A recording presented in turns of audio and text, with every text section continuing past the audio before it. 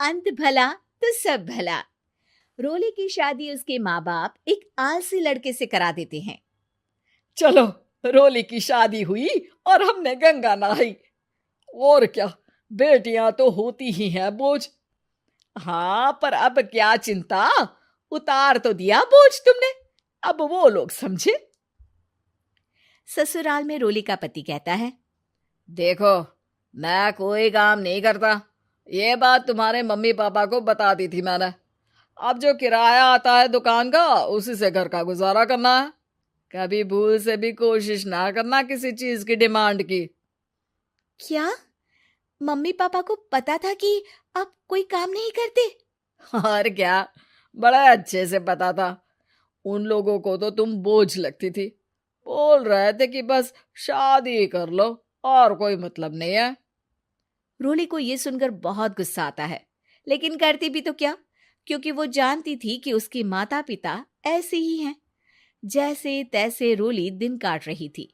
रोली को एक प्यारी सी बेटी होती है। धीरे धीरे वो बड़ी होती है और उसके साथ उसकी जरूरतें भी बढ़ती जाती हैं। सुनिए जी, अब तो सिमी बड़ी हो रही है, उसका स्कूल में दाखिला कराना है। मैंने अब तक तो जैसे तैसे समय काट लिया, लेकिन मैं बच्ची की परवरिश में कोई कमी नहीं रखूंगी। अरे क्या है यार, अब तो लगता है कोई ना कोई काम ढूंढना ही पड़ेगा। अब पति रोज काम की तलाश में जाता और बिना किसी काम के वापस आ जाता। रोली समझ जाती है कि पति के अंदर अब काम करने की क्षमता नहीं है। वो बेटी को उच्च शिक्षा देने के लिए कुछ करना चाहती थी, लेकिन करती तो क्या करती। एक दिन रोली की सहेली कहती है, रोली, मेरी कोई औलाद नहीं है। अगर तू मेरी औलाद को जन्म दे तो मैं तुझे तेरे मुंह मांगे पैसे दूंगी। अरे, तेरी औलाद को मैं कैसे जन्म दे सकती हूँ? सरोगेसी से। बच्चा मेरा और वैभव का ही होगा, लेकिन कोख तेरी होगी। ये संभव है रोली। रोली कुछ सोचकर कहती है, मुझे मंजूर है, लेकिन मैं इसका 2 लाख रुपया लूंगी। अरे कोई बात नहीं, मुझे मंजूर है। रोली खुश हो जाती है कि एक बच्चा पैदा करने का उसे 2 लाख रुपया मिलेगा। वो घर आकर पति को बताती है, वो भी खुश हो जाता है। अब क्या था, डॉक्टर के पास जाकर सहेली का बच्चा रोली की कोख में पलने लगता है। मुझे 20,000 चाहिए मेरे बेटी के एडमिशन के लिए। हाँ हाँ ठीक है, मैं उसके एडमिशन से लेकर सारे खर्चे उसके अकाउंट में डाल रही हूँ। रोली की बेटी का एडमिशन हो जाता है। रोली को लगता है कि वो अब सब कुछ ठीक कर देगी। दिन और महीने आगे बढ़ते हैं। अब एक दिन, एक बात कहूं जी, काश इस बच्चे को मैं रख पाती। मैं अब इससे काफी जुड़ गई हूँ। अरे यार, पता नहीं किसका बच्चा है, अपने पास है ना अपनी मुन्नी। हाँ, लेकिन अब मैं भी इस बच्चे से जुड़ाव फील करने लगी हूँ। लेकिन मैं ये जानती हूँ कि ये मेरा बच्चा नहीं है। दोनों की जिंदगी ठीक चल रही थी, लेकिन कहते ना कि सुख का पल ज्यादा लंबा नहीं होता। एक दिन रोली की सहेली का फोन आता है। रोली, मुझे अब ये बच्चा नहीं चाहिए, मैं अपने पति को छोड़ रही हूँ। अरे लेकिन मुझे पैसों की जरूरत है, बच्चा तुम्हारा है, मैं क्या करूंगी? सहेली बिना कुछ बोले फोन काट देती है, फोन स्विच ऑफ कर देती है। लेकिन रोली के जीवन का तूफान यहीं नहीं रुकता। रोली, मैं इतना भार नहीं उठा सकता।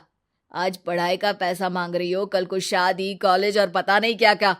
मैं तुम्हें छोड़ रहा हूँ, अपनी बच्ची उठाओ और निकलो इस घर से। अरे पर मैं कर तो रही हूं ना बच्चे के लिए काम, आप आराम से रहिए ना। क्या काम कर रही हो, देख रहा हूं मैं। ये छोटा शहर है, यहाँ लोगों को बात बनाते वक्त नहीं लगता। तो मैं क्या करूं? ज्यादा पढ़ी लिखी नहीं हूं, कैसे घर के खर्चे चलाऊं? और आप तो काम करना ही नहीं चाहते। हाँ, ना चाहता हूं और ना ही करूंगा। रोली को पति की बात पर काफी गुस्सा आ जाता है। ठीक है, अगर मेरे जीवन में संघर्ष ही लिखा है तो वही सही। इस वक्त पति होने के नाते आपको मेरा साथ देना चाहिए था, लेकिन नहीं, आपने तो इस हाल में मुझे घर से बाहर निकालने की बात कह डाली। देखो, ये सारी फालतू की बातों के लिए वक्त नहीं है मेरे पास। रोली, जिसकी कोख में किसी और का बच्चा था और साथ छोटी सी बेटी, पति का घर छोड़कर रास्ते पर आ जाती है। रोली के पास मायके के सिवा दूसरा कोई रास्ता नहीं होता। अरे रोली कैसी है? कितने दिनों के लिए आई है? हमेशा के लिए माँ।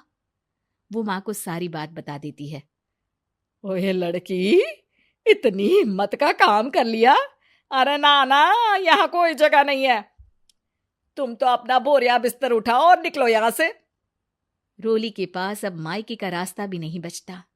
वो चुपचाप बच्ची को लेकर जा रही थी कि उसे दर्द होता है और वो डॉक्टर के पास चली जाती है और फिर वहां वो एक प्यारे से बेटे को जन्म देती है। कितना प्यारा है, कितने अभागे हैं इसके माँ बाप जो इसके पैदा होने पर भी नहीं है। तभी वहां डॉक्टर आ जाती है। रोली, बच्चे के पिता तुमसे मिलना चाहते हैं। आपका बहुत बहुत शुक्रिया। मैं इस बच्चे को पालूंगा, भले ही इसकी माँ ने इसे छोड़ दिया हो, पर मैं अपनी जिम्मेदारी निभाऊंगा।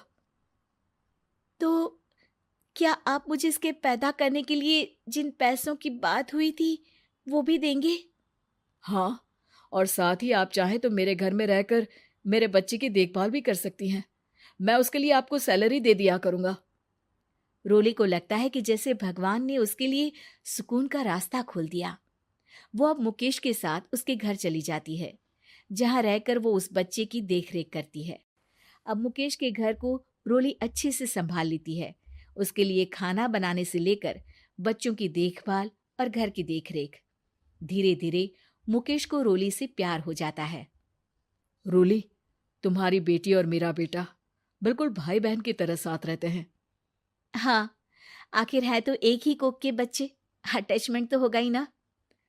रोली, तुमने घर और मुझे दोनों को संभाल लिया। ये तो मेरा काम है। आपने भी तो मुझे छत दी जिससे मैं अपनी बेटी की पढ़ाई और भविष्य के लिए पैसे जोड़ सकूं। अब रोली, क्या तुम मुझसे शादी करोगी? अब मैं जानता हूं तुम्हारी भी शादी कुछ खास अच्छी नहीं रही। रोली को मुकेश की बात ठीक लगती है। वो उसे हाँ बोलने की सोच ही रही होती है कि उसके पहले पति का फोन आ जाता है। रोली, मैं बहुत परेशान हूं। मेरा एक्सीडेंट हो गया है। मैं चाहता हूं तुम वापस आ जाओ। रोली को पुराने पति की चिंता होने लगती है। वो सोचती है कि वो क्या कर रही थी।